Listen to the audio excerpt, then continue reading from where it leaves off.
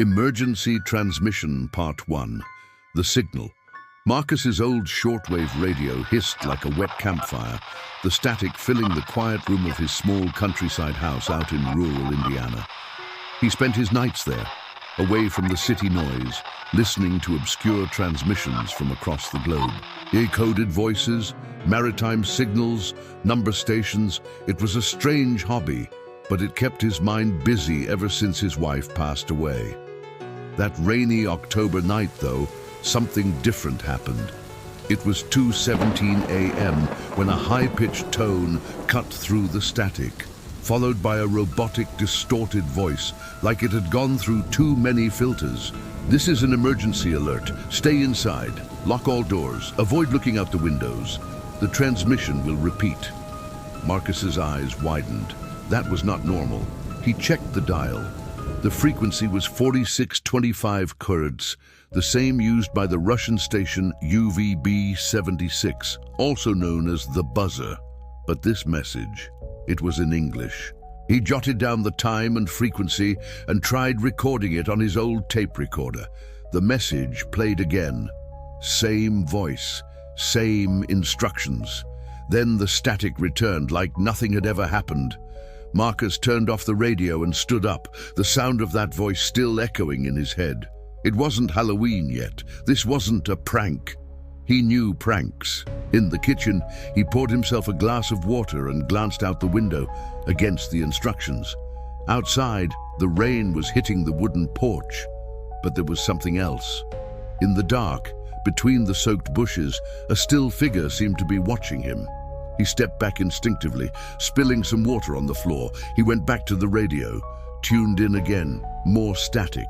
Then at 2:27, the voice returned, but now it said his name. "Marcus, do not look at the window. They know you saw." Part 2. Dead frequency. Marcus froze.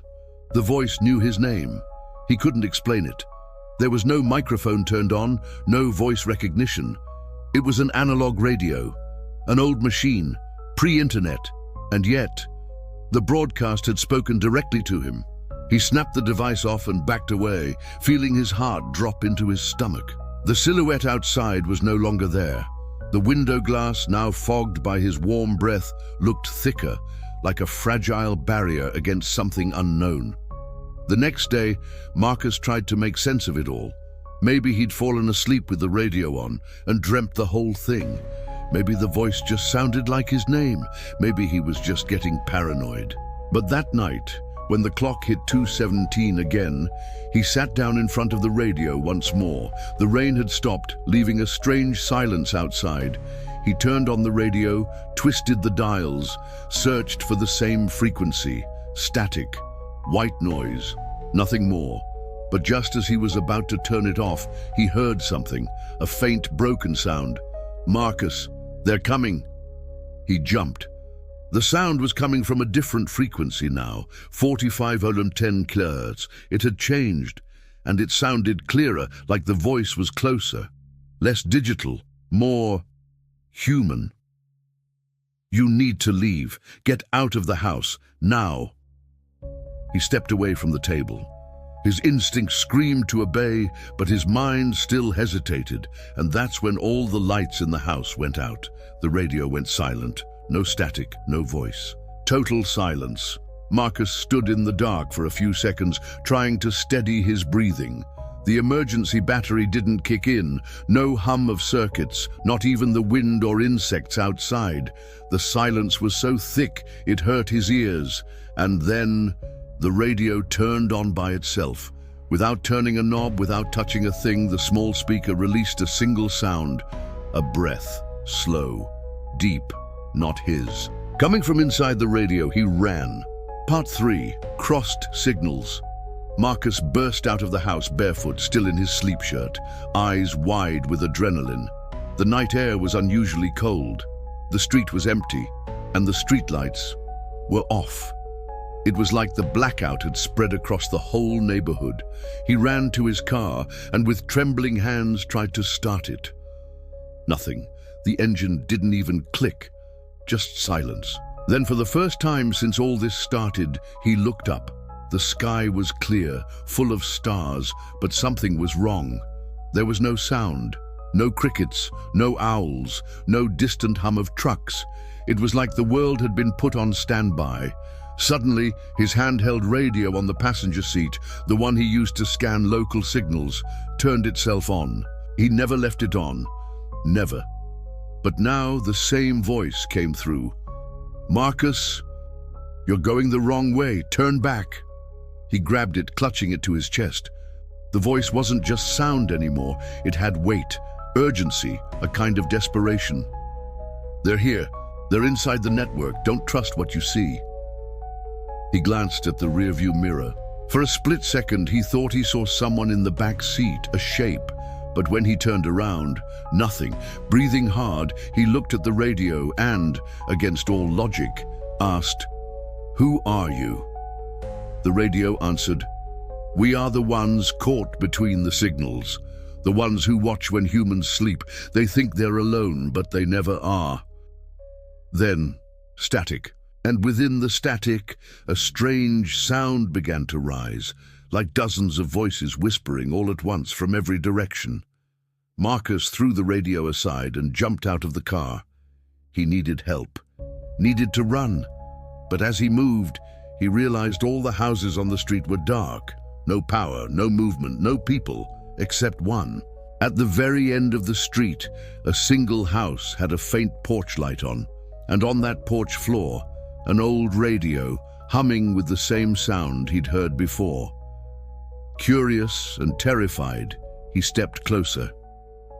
When he reached the porch, he saw the radio was broken, wires exposed, casing cracked, yet somehow the sound was loud and clear. "Come in, the answer is here." He grabbed the doorknob, and when he opened the door, he saw a room identical to his own, the same radio in the same place, and someone sitting in front of it, with their back to him. Part 4, Echoes of Himself. Marcus froze in the doorway.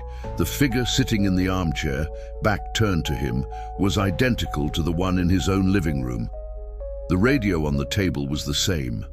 The furniture layout, the curtains, even the tiny decorative objects. It was a perfect copy of his house, except for the darkness. This place was lit only by a dim, bluish glow coming from nowhere. The figure moved. Marcus stepped back, heart pounding up in his throat. The figure rose slowly and turned around. It was him, himself. But something was terribly wrong. The other Marcus had skin far too pale, sunken eyes like he hadn't slept in years. There was static where shadows should be, and a faint hum was coming from his body. What is this?" Marcus asked, barely above a whisper. The copy smiled. A crooked, unnatural smile. No warmth, no soul. "You heard us. This is what happens when you listen too long." The figure took a step forward, and Marcus backed away. But the door behind him was now shut. He didn't remember closing it. "I'm you, Marcus, the version that stayed too long on the other side of the signal. The one that let them in." Marcus scrambled along the wall, feeling for a light switch. Nothing. The bluish glow pulsed in sync with his breath. The other Marcus kept talking. "They don't speak, they transmit, and you're the perfect antenna." Then the radio on the table burst into static, loud, louder than before. And from the static, familiar voices started emerging. His mother's and old teachers, neighbors who died years ago, all of them repeating the same phrase, "You shouldn't have listened." Marcus covered his ears, but the noise wasn't coming from outside anymore. The other him stepped closer and touched Marcus's forehead with 2 fingers, and in an instant, he saw communication tunnels that weren't human, saw bodiless forms shifting between dead TV channels, abandoned satellites, forgotten frequencies, entities that lived in the gaps between silence, and now they knew who he was. Because he listened. Suddenly, everything went black. When he opened his eyes, Marcus was on the floor, his living room floor. The radio was off. The clock flashed midnight. Everything looked normal, but as he stood up, he caught a glimpse of his reflection in the mirror on the wall and realized he wasn't alone in there anymore. Part 5, Final Broadcast. Marcus spent the following days in silence. He turned off the radio, the TV, everything.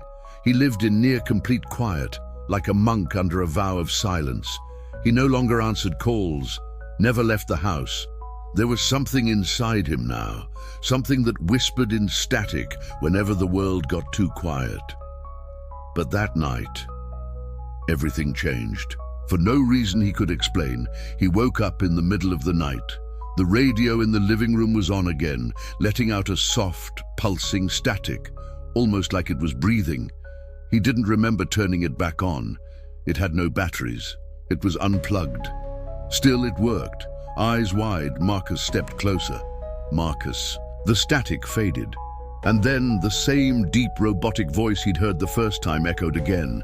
Attention, emergency transmission. This is a final alert for Marcus Everett. His name.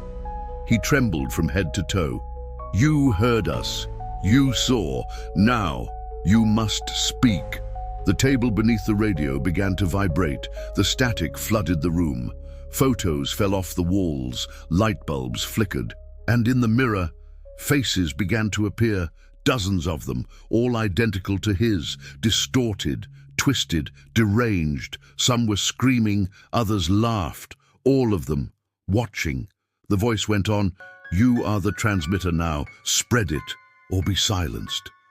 Marcus screamed and hurled the radio against the wall. It shattered into pieces. But the sound didn't stop. It wasn't coming from the radio anymore. It was coming from inside him. Clutching his head, he dropped to his knees, eyes rolling back. Voices screamed inside his mind. Ancient frequencies, words that didn't exist, codes, and then silence. The next morning, the neighbors noticed something strange. Marcus's front door was open, the windows wide, everything too still, like the house had been emptied of its soul. But inside, on the living room table, there was a brand new radio, pristine, as if it had just come off the factory line. A single note was taped to it. "Tune in, please. Someone has to listen." And that same night, someone did.